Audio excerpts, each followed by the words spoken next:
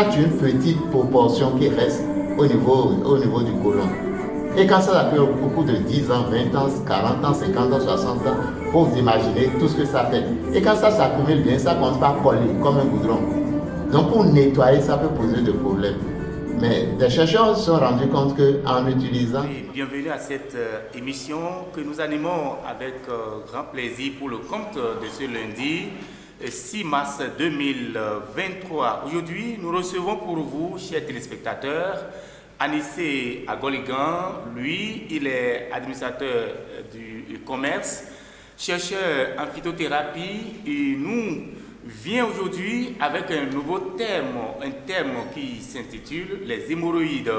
Dans Astuces Santé de ce jour, Monsieur Anissé Agoligan, bonjour, soyez les bienvenus. Bonjour, monsieur le journaliste. Merci d'avoir été là, merci d'avoir accepté notre invitation.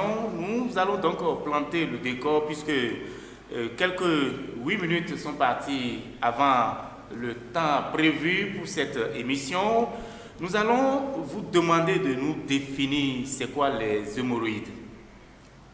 Les hémorroïdes, en réalité, ne sont pas un mot, un groupe de mots pour désigner une maladie. En réalité, les hémorroïdes sont des vaisseaux que l'on retrouve au niveau du rectum et de l'anus. Mais en réalité, dans la pratique, quand quelqu'un a des infections de ces vaisseaux-là, et on dit qu'ils ont les hémorroïdes. D'où, chez le commun des mortels, quand on parle d'hémorroïdes, c'est une maladie. Et non pour désigner réellement les vaisseaux qui se situent au niveau du rectum et de l'anus. Restons dans la logique où, en parlant d'hémorroïdes, on parle de la maladie.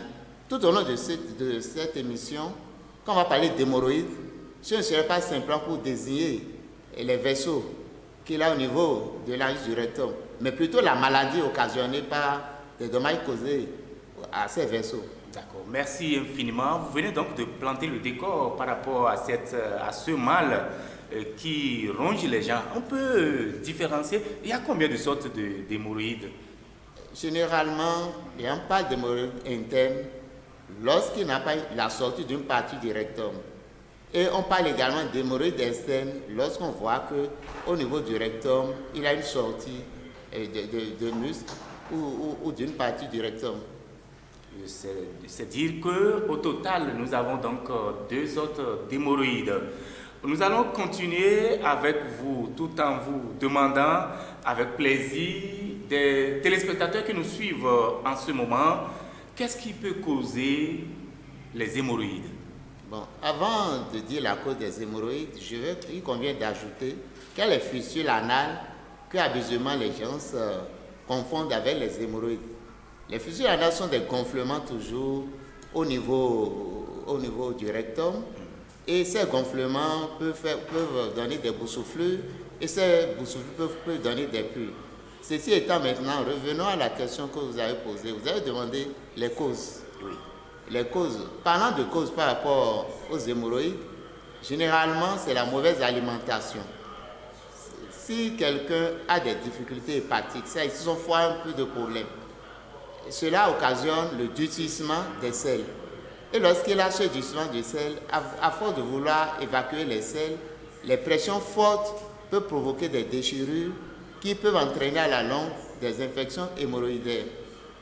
C'est dire que ce mal, tout le monde peut le contracter. Est-ce qu'on pourrait savoir avec vous, Monsieur Anissé Agoligan, les manifestations de ce mal? Les manifestations de ce mal, ce sont des douleurs atroces avec des saignements et pour certaines personnes, même une partie du rectum est expulsée et même quand on remet ça en place, cela ressort encore. D'accord. C'est dire que c'est un mal qui se situe au bas de l'anus. C'est pour les profanes, pour le commun des mortels, c'est un mal qui se trouve vers ce côté. Et difficile à comprendre, mais nous allons rester avec vous, Monsieur Anissé. Je rappelle aux téléspectateurs que vous êtes dans l'émission Astuces Santé de ce jour avec notre phytothérapeute praticien chercheur qui nous égaye depuis longtemps avec des réponses sur certaines maladies. Aujourd'hui, nous allons donc nous appesantir sur les symptômes de ce mal. Est-ce que... Les symptômes de ce mal, généralement, il y a des personnes qui n'ont pas les douleurs lorsqu'ils souffrent des hémorroïdes. Ce sont des gens qui ont des grattages à l'œil. Ils ne commencent pas à sentir des démangeaisons à l'œil. C'est un symptôme que l'on retrouve fréquemment chez ceux qui ont les hémorroïdes apparents. Mais également, ce sont des personnes, ceux qui souffrent d'hémorroïdes ont des faiblesses sexuelles. Donc, comme indicateur pour savoir si quelqu'un a les hémorroïdes ou pas, déjà, lorsque quelqu'un gratte ses yeux pendant un bon moment, lorsqu'une personne a des difficultés de vision et lorsqu'une personne a des difficultés d'érection, s'il lui advenait par moment, lorsqu'il mange de la viande ou lorsqu'il prend des épices, des piments, il sent de petits picotements au niveau du rectum, ou lorsqu'il évacue les selles, s'il sent par exemple du saignement et au niveau de la matière fécale, ou lorsqu'il a expulsion d'une partie du rectum. Ce sont les symptômes fréquents pour les hémorroïdes. Merci infiniment, M.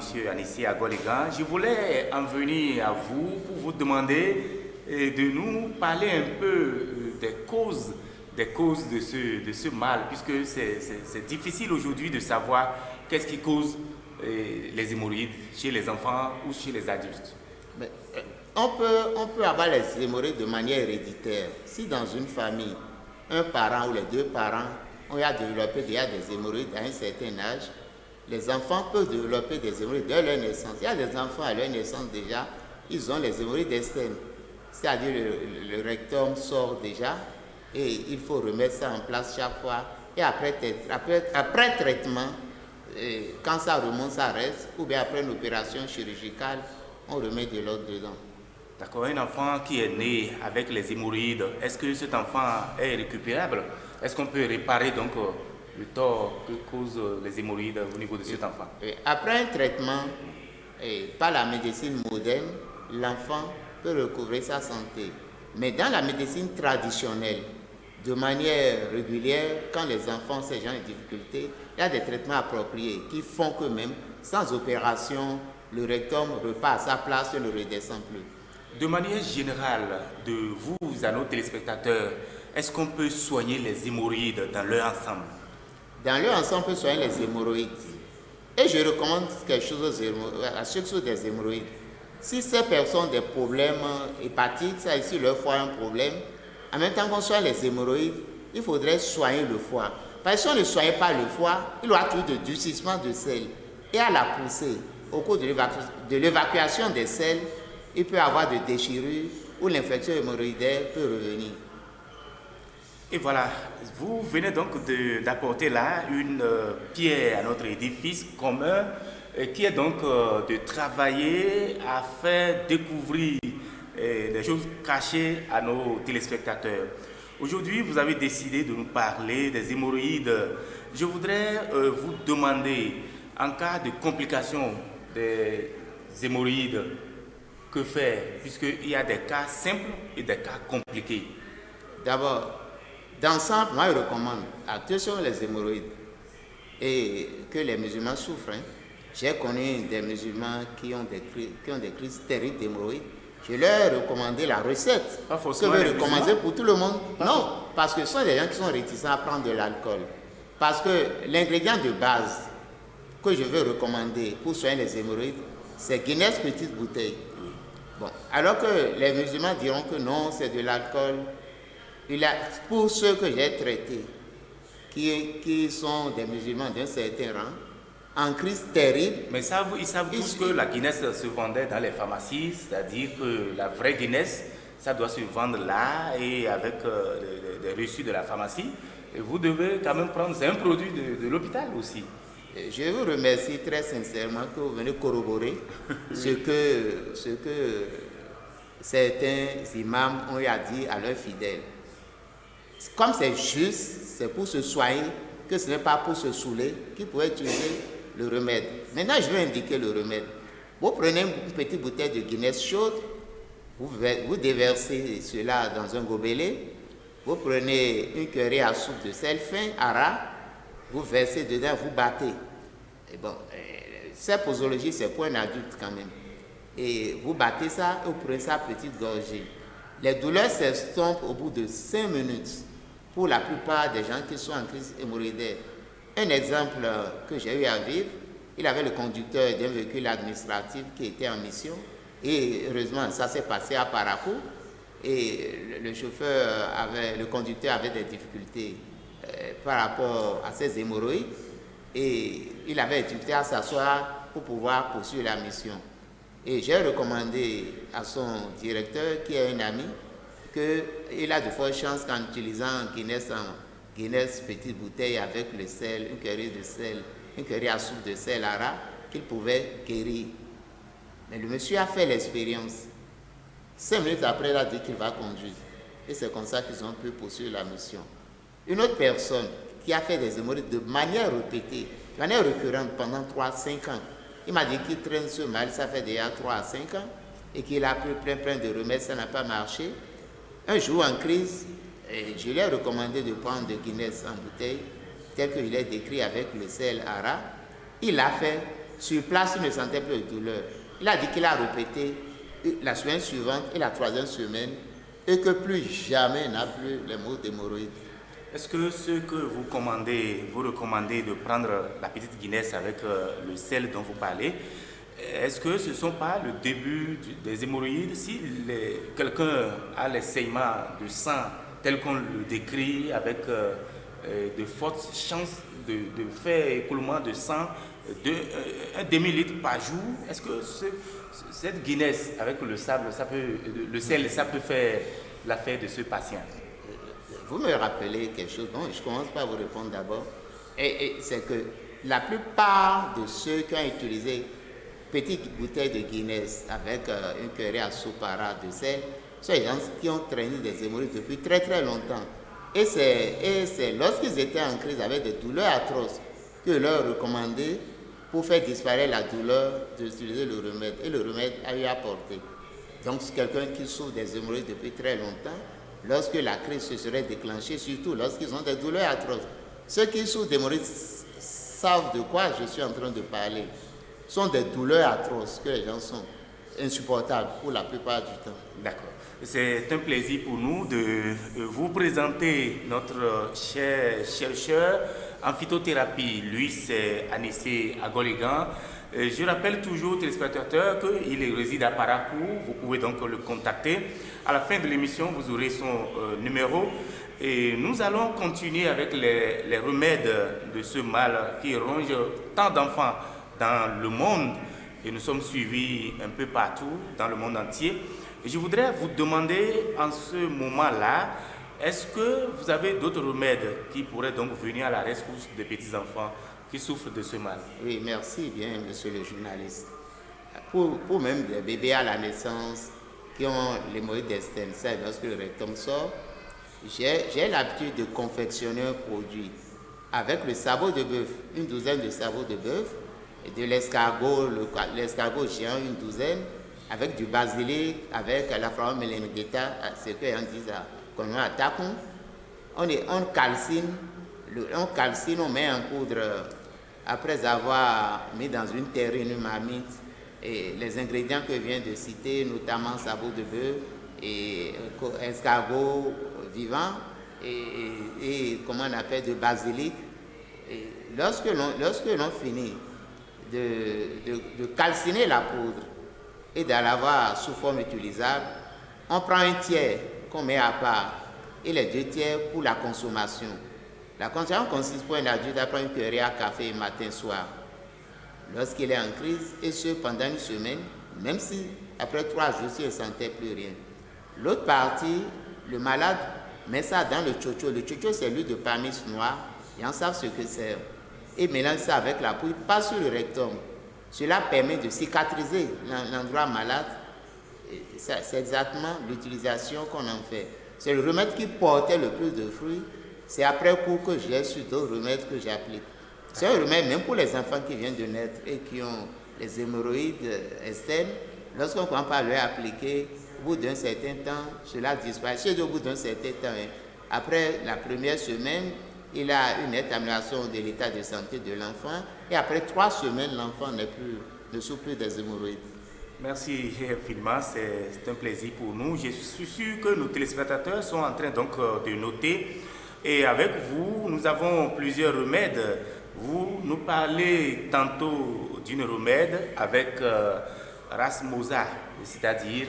Merci bien.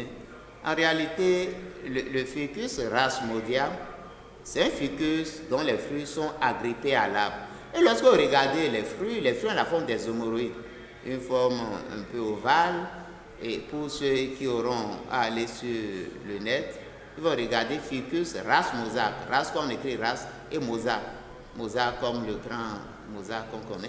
Rasmosa. Mais ce ficus, j'étais à un atelier où j'avais donné des remèdes pour un certain nombre de maladies. Et un monsieur dit bon, que lui, il a quelque chose qui marche, surtout pour les hémorroïdes, quel que soit le degré interne ou externe. Et c'est là qu'il m'a amené dans la brousse, il m'a montré le ficus Rasmosa, un ficus dont les fruits sont agrippés à l'arbre. En quoi consiste l'utilisation? Vous cherchez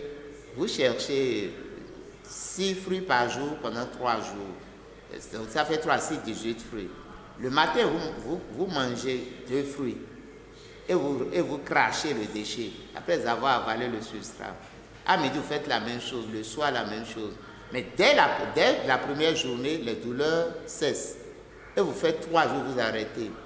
Les crises hémorroïdaires ne reviennent plus, même quand vous consommez la viande.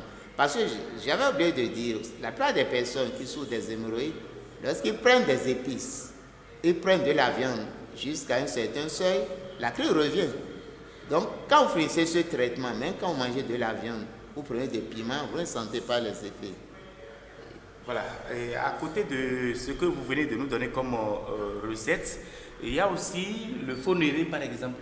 Le faux-néré, en réalité le faux-néré, et c'est ça que les Nagos appellent Ogba Egiso, je ne sais pas, bon, Ogba Egiso, c'est-à-dire le néré qui produit un fruit qui n'est pas comme l'autre, quoi.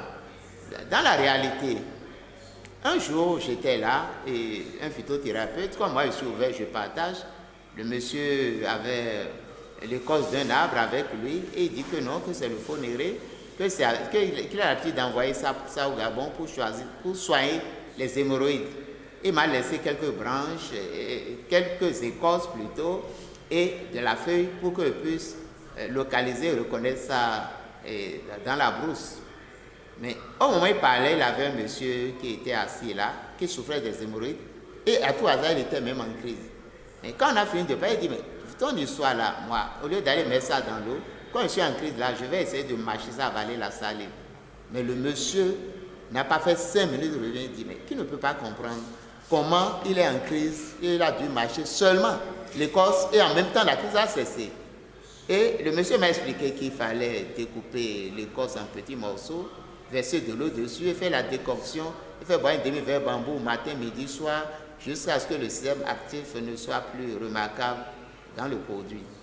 Et je l'ai fait pour la plupart des patients que j'avais en association avec la poudre, et cela a accéléré des guérisons. Mais l'autre chose qui m'a frappé, c'est qu'un jour je rencontre une autre personne qui me dit que les feuilles de la même plante, c'est-à-dire le faux-néré, qu'on appelle en français, ceux qui voudront aller voir sur le Google pour retrouver ça, ça s'appelle Anthada, ça s'appelle Anthada africana. Anthada africana. C'est le faux-néré. Et on le retrouve en Afrique dans la plupart des pays où il y a la forêt, où il y a la savane, dans la zone tropicale, on en retrouve. Donc sa feuille, l'utilisation qu'on en fait, c'est qu'on met ça sous forme de poudre. On prend une cuillerée à café et on prend l'œuf ordinaire. L'œuf de chez nous, à des fois on peut prendre l'œuf agrique, et puis on casse un œuf, on enlève les coquilles, on prend une cuillerée à café de la poudre de la feuille, on verse ça sur l'œuf, on met le sel, l'oignon, tout ce qu'on veut, sauf le piment, et on fait l'omelette, on fait frire ça. Et la personne mange matin, et mange les matins seulement, je répète, les matins seulement, une fois par jour les matins, pendant une semaine. Moi, je soignais un monsieur qui avait les hémorroïdes chroniques, qui est resté à l'hôpital 8 mois. Et on voulait lui opérer les hémorroïdes. Il a dit non, que lui ne veut pas se faire opérer de peur qu'il ne perde l'érection, quoi. Parce que quelquefois, ils en font peur aux gens que les nerfs qui sont au niveau du rectum Et lorsque l'on opère les hémorroïdes, la mise sur le rectum, lorsqu'on opère les hémorroïdes, que la plupart du temps, les gens n'ont plus l'érection. Le monsieur avait peur. Il m'avait sollicité. Un autre remède que j'ai utilisé, qui a été très efficace pour lui, c'est l'écorce et l'œuf qu'il avait appris avec la poudre Dentada africana. Merci beaucoup, monsieur Anissi Agolgan. Je rappelle aux téléspectateurs que nous sommes sur Astuces Santé de ce lundi 6 mars 2023. Et avec lui, nous sommes au niveau des réponses à vos différentes questions, si vous étiez à côté de lui. Mais vous avez un autre remède si simple, bain de siège. Bain de siège. Allons-y. D'autres assimilent les fistules anales, c'est-à-dire il a des gonflements au niveau de l'anus et il a l'expulsion d'une boule et qui commence par donner des pus. Pour la plupart du temps, quand les gens sont sur mal, ils assimilent aux hémorroïdes. Comme les vaisseaux qui sont désignés comme hémorroïdes se situent au même endroit là, ils assimilent aux hémorroïdes. C'est comme ça que un enseignant avait été allé à l'hôpital et il a fait un diagnostic, on voulait l'opérer, il était inquiet. Il m'a posé le problème. Je lui ai dit, bon, avant qu'il ne se fasse opérer, que lui recommande un traitement sur 3 semaines. Si le traitement n'est pas porteur, il pourra se faire opérer. Encore qu'on lui demandait beaucoup d'argent, des centaines de mille. Je lui ai recommandé de chercher l'écorce de manguier. Je rappelle bien l'écorce de manguier. Le manguier ordinaire, c'est l'idéal. Mais à défaut, si vous avez du greffé, c'est tant mieux. Vous préparez correctement. Vous mettez suffisamment d'eau, faites bouillir, vous laissez refroidir. Ce n'est pas parce que c'est chaud que ça guérit. En réalité, c'est le substrat qui guérit. L'intéressé fait bain de siège, ça il s'assied dedans au moins pendant 15 minutes. Mais dès qu'il finit, il prend le tabac, notre tabac ordinaire, là, les feuilles de tabac. Je parle les avant du tabac naturel ordinaire. Il écrase ça. La poudre obtenue, il mélange l'huile de parmis qu'on appelle chocho. Les Nagos appellent ça adindoudou. Je ne sais pas qu'on appelle ça dans d'autres langues.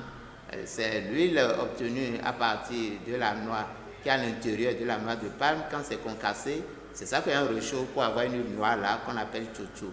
Donc mélanger au tabac, cela expulse les fistules anales. Alors au lieu d'aller se faire opérer, lorsque l'on passe ça au bout d'un certain temps, la fistule anale sort de lui-même. Tout récemment, quelqu'un m'a appelé qu'il est dans une situation difficile, encore que lui-même, j'ai oublié de vous raconter son histoire. Oui. C'est quelqu'un qui est un agent du Cardès, ce sont les gens qui sont toujours sur moto. J'étais allé chez mon frère à Djougou, il est arrivé, il a amené des médicaments d'hémorroïdes. Il voulait prendre, il dit bon, je peux te recommander quelque chose. Hein. On avait passé dessus, mais c'est bon de rappeler, c'était le truc là, le ficus rasmosa. On a dépassé la douane, on a pris la route vers Parakou et à 500 mètres, on a trouvé l'arbre du ficus rasmosa au bord de la route. Je lui en ai amené c'est-à-dire la quantité qu'il faut. Il a pris en main, il a dit que la douleur a cessé. Puis il dit non, laisse quand même 2 heures, au moins 4 heures de temps. Et bizarrement, il a pris sa moto et il est allé à Kassoua. Imaginez-vous quelqu'un qui ne peut pas s'asseoir sur une moto, qui quitte Djogo pour Kassoua. Il est rentré au second, il l'appelle, il dit non, que lui il est guéri. Il a dit pourquoi tu es guéri? Il dit non, que lui, quand il fait une crise hémorroïdaire, où il perd du sang, qu'on en a perdu la veille, un demi-litre, que quand ça lui arrive comme ça, qu'il passe 3 jours avant d'aller à la selle, à cause de la douleur. Mais ce qui l'a étonné, que le soir, il est allé à la selle. Et que le second jour, il est allé à la selle, tout comme s'il n'avait pas eu la crise. C'était l'exemple par rapport à lui. Maintenant, la question, c'était par rapport à d'autres remèdes. Oui. Et je parlais du cas du fistule anal, où j'ai parlé de l'éminent professeur qui avait peur d'aller se faire opérer et qui est guéri rien qu'en faisant le bain de siège avec l'écorce de manguier et en utilisant le tabac mélangé à l'huile de parmis, ce qu'on appelle chocho. Il est guéri. Et l'enfant de ce dernier, c'est pourquoi je suis revenu sur son exemple, avait les mêmes problèmes, mais le monsieur me rappelle le second, il dit non, que l'enfant, que ça va bien. Qu'après le bain de siège, et après avoir passé le tabac mélangé à l'huile de palme noire là, que l'enfant ne peut pas bien se sentir. Avec vous, nous avons donc des exemples à foison. On ne peut donc en passer. Je voudrais dire à tous ceux qui nous suivent en ce moment, Astuce santé de ce jour s'intitule les hémorroïdes. Si vous nous suivez de l'Afrique, de l'Europe, retenez tout simplement que M. Anissé Agoligan, il est administrateur du commerce, chercheur en phytothérapie. Aujourd'hui, il vient nous apporter les solutions sur un mal que souffrent plusieurs personnes. M. Anissé Agoligan, dites-nous, est-ce qu'il y a donc des aliments qu'il faut éviter en tant que quelqu'un qui souffre de ce mal? Merci. Avant de parler d'aliments qu'il faut éviter, c'est vrai, bon, je peux parler des aliments terminés parce que vous l'avez dit, oui. Par rapport aux aliments, la viande, par essence, lorsque vous consommez beaucoup de viande, vos selles durcissent. Et lorsque vous consommez beaucoup de viande, quelquefois ça donne la dysenterie. C'est vrai que la dysenterie est amibienne. Mais certaines personnes, lorsqu'ils consomment beaucoup de viande, ils ont la dysenterie.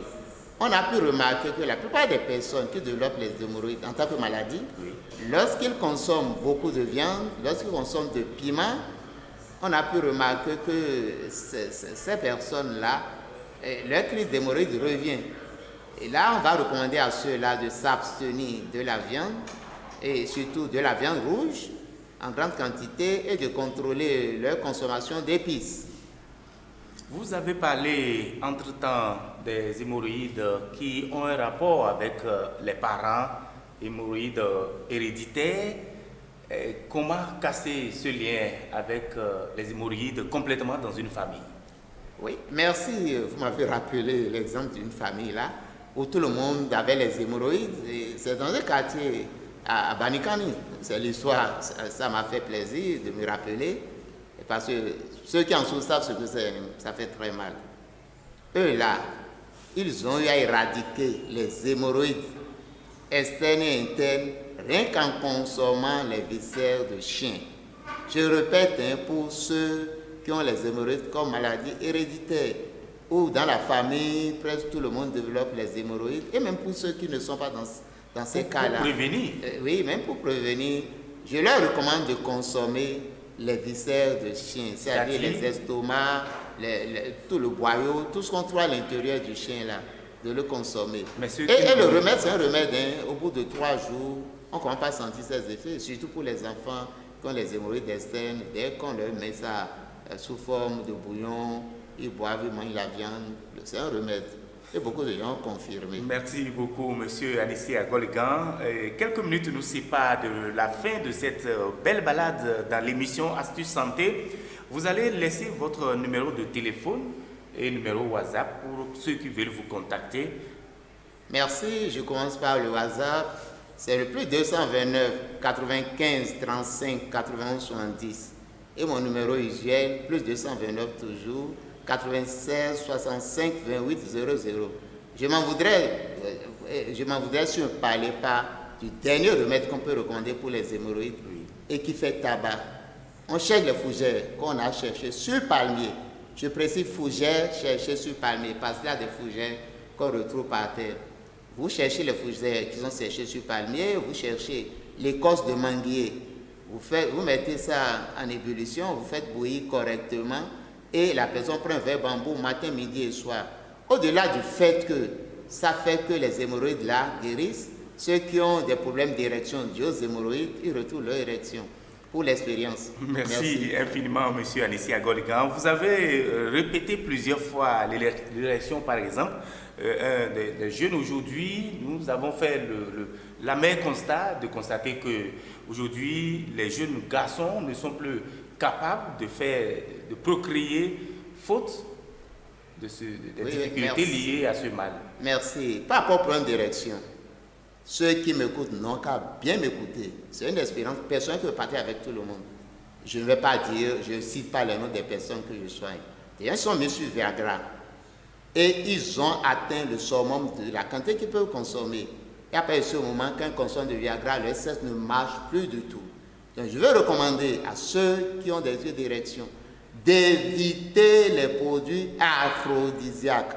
Je répète, d'éviter les produits aphrodisiaques de toute forme. De toute forme. Oui. Et j'explique le mécanisme de l'érection. En réalité, c'est la circulation du sang au niveau des vaisseaux qui irriguent la verge, qui font qu'on a érection. C'est vrai, les nerfs interviennent parce que les nerfs mettent en mouvement ces vaisseaux. Donc le vrai problème, c'est de ne pas aller consommer les produits aphrodisiaques, surtout les produits chimiques. Il est plus souhaitable que les gens fassent un assainissement au niveau de leur alimentation. Et le tout premier que je vais leur recommander, c'est d'éviter de consommer de cubes. Parce que le cube obstrue les vaisseaux sanguins. Et même s'il n'y a pas de ceux qui ont l'attention, j'ai fait remarque, dès qu'ils commencent par ne pas consommer de cubes, il a une certaine amélioration. Donc ces jeunes, qui pour la plupart parlent des difficultés d'érection, n'ont qu'à contrôler leur alimentation. Éviter le bouillon cube et éviter de prendre surtout les produits aphrodisiaques. Parce que cela vous amène à un niveau où, quand ça refuse, il est très très difficile de le corriger. Mais pour corriger, c'est simple. Vous cessez de chercher à forcer pour faire l'amour. Vous restez calme pendant 1 mois, 2 mois, 3 mois. Ça commence par revenir naturellement. Et c'est comme ça que ça reprend. Et vous avez une alimentation saine. Alors, téléspectateurs, c'est le conseil d'un sage, surtout une personne de votre âge qui donne ce genre d'exemple, c'est que c'est très important à noter. C'est un plaisir pour nous de vous avoir dans nos murs cet après-midi, M. Anissé Agoligan. Vous avez un message à l'endroit des Africains qui pensent que les hémorroïdes sont difficiles à soigner alors que vous avez tant de remèdes à vendre et à revendre. Oui, mais la première proposition que je ferai à mes frères africains, c'est de faire l'effort de ne pas passer par l'opération chirurgicale d'abord. Il convient que les gens s'épuisent tous les recours ordinaires là avant d'aller se faire opérer, à moins que ce soit une infection déjà très très avancée et que la science moderne trouve qu'il n'a pas autre remède que de se faire opérer. C'est la plus grande recommandation que je donne aux gens. Parce qu'il est arrivé que les gens sont allés se faire opérer pour les hémorroïdes et n'ont plus d'érection. Donc, pour ne pas tomber dans ce travers-là, c'est mieux de recourir à nos plantes. C'est un plaisir pour nous. Mesdames, Messieurs, c'est la fin de cette émission que vous avez suivie. Astuces santé de ce lundi 6 mars 2023.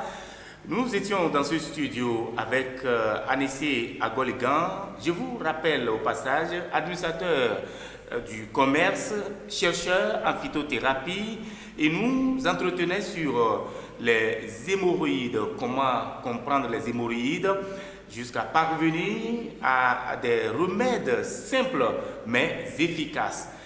Messieurs, merci. Nous allons nous retrouver certainement demain dans l'après-midi, même heure, même fréquence.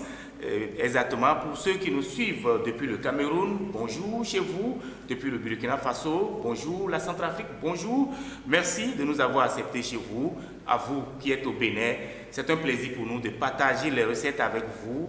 Nous vous retrouvons demain. Plaisir à Dieu. Merci, monsieur le journaliste. C'est moi qui vous remercie. Un plaisir partagé. Merci beaucoup. C'est bien, je suis content.